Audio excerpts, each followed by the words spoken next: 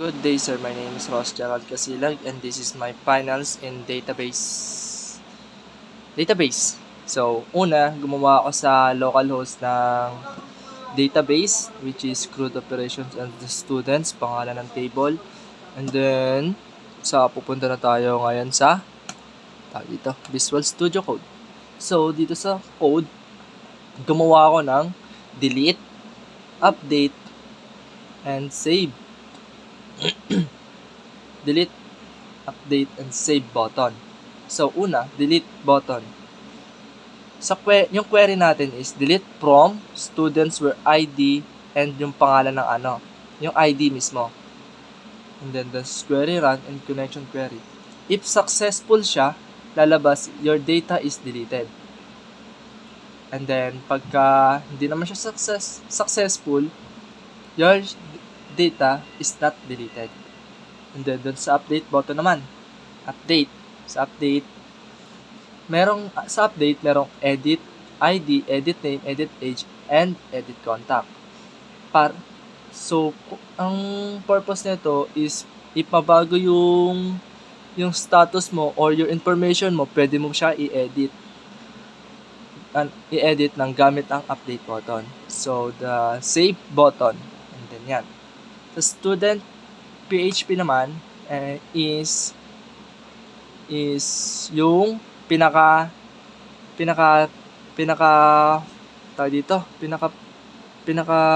itsura ng parang dashboard, kumbaga ganon.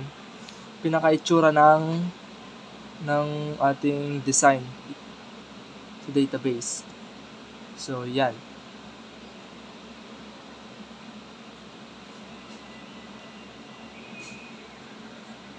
Meron success ulit, tas ID name, PH yan, tas dito naman sa student,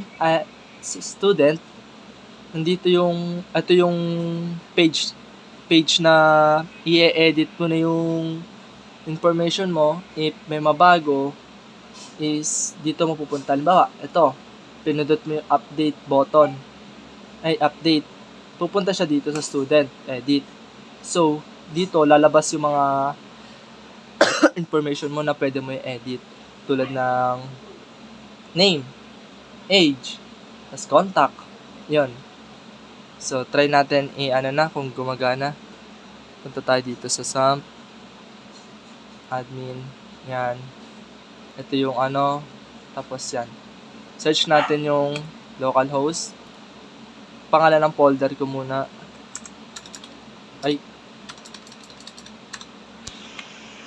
Pangalan ng folder, Asian. Yan. So, laging lalabas yan. Sa student, ito yung ginawa ko. So, wala pa akong laman. So, mag-add tayo. Add. Enter name. So, sabihin natin Ross. Enter age. 20. And then contact number.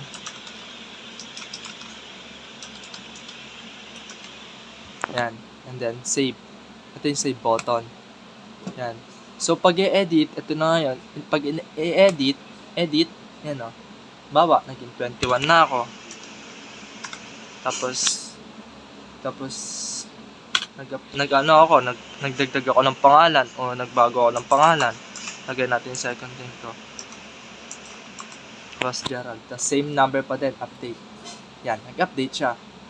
Ganon din, pagka nag-update dito, ibig sabihin, mag-update, kailangan nakalagay din siya sa localhost.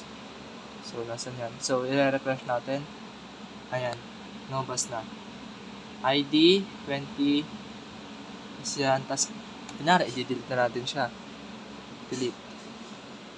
Yan, na-delete na siya. Tapos lalabas, nandito pa siya, i-refresh lang natin. Yan, wala na ulit siya. So, mag-a-add ulit. Tapos,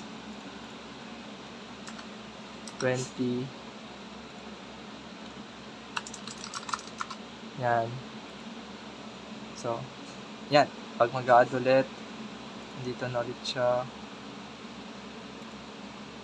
Yan siya. Tapos pag mag-add ulit, Ito. Nalimutan pa. So, pag kunyari mag-add ulit tayo.